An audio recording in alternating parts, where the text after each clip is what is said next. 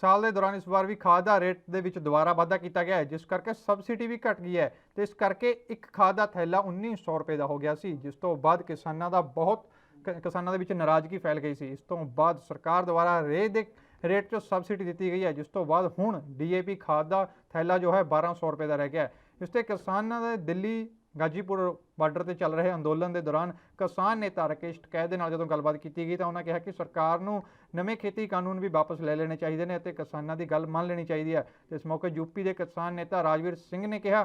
ਕਿ ਸਰਕਾਰ ਦੀ ਵੱਡੀ ਪ੍ਰਾਪਤੀ ਨਹੀਂ ਹੈ, ਕਿਉਂਕਿ ਸਰਕਾਰ ਪਹਿਲਾਂ ਵੀ ਰੇਟ ਜੋ ਖਾਦ ਦੇ ਰੇਟ ਵਧਾ ਦਿੱਤੇ ਗਏ ਸੀ ਤੇ ਇਸ ਦੇ ਨਾਲ ਉਹਨਾਂ ਕਿਹਾ ਕਿ ਸਰਕਾਰ ਖੇਤੀ ਦੇ ਵਿੱਚ ਜੋ ਵੀ ਲਾਗਤ ਹੁੰਦੀ ਹੈ ਉਹਨਾਂ ਦੀ ਸਬਸਿਡੀ ਦੇਵੇ ਤੇ MSP ਤੇ ਕਾਨੂੰਨ ਬਣਾਵੇ। सब्सिडी बढ़ाई है ये वो था कि फर्टिलाइजर के रेट बहुत बढ़ गए थे, 1200 रुपए से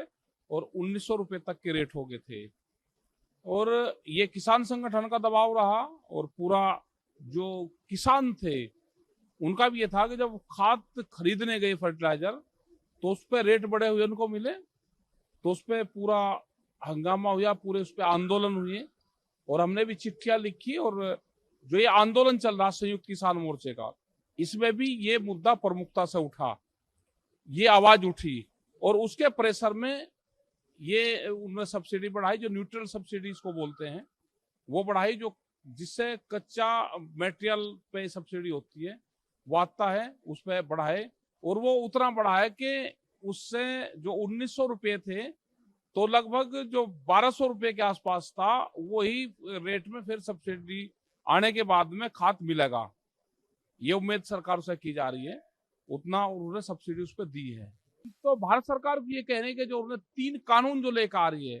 उनको भी वापसी ले लें। जो MSP पे कानून बनाने की बात कर रहे हैं तो वो भी ले लें, हम तो धन्यवाद कर देंगे सरकार का। ये आंदोलन चल रहा 6 महीने से, जैसे उन्होंने फर्टिलाइजर पर सब्सिडी बढ़ाई है ऐसे जिस इशू पे आंदोलन चले हुए हैं उस पर भी सरकार काम करे, उसका काम करना चाहिए। 6 महीने से किसान दिल्ली के अंदर बैठा हुआ है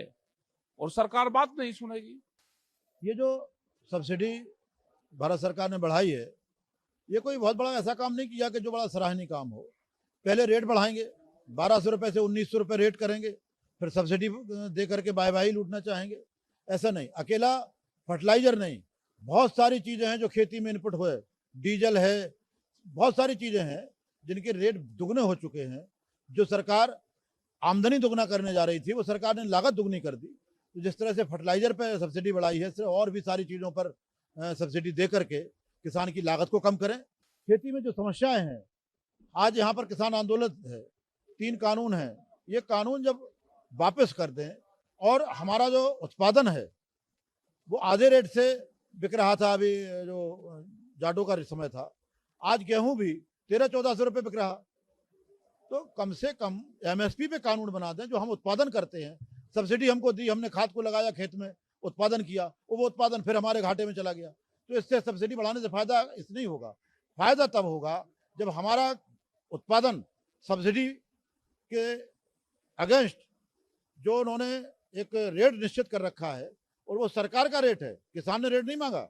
सरकार ने रेट निश्चित किया कि हम गेहूं इतने में खरीदेंगे, वो इतने में खरीदेंगे, उस रेट पर पूरा हमारा उत्पादन बिके और इससे नीचे अगर कोई खरीद होती है हिंदुस्तान में तो उस पर मुकदमा लिखा जाए, आपराधिक दृष्टिकोण से देखा जाए। तो लागत को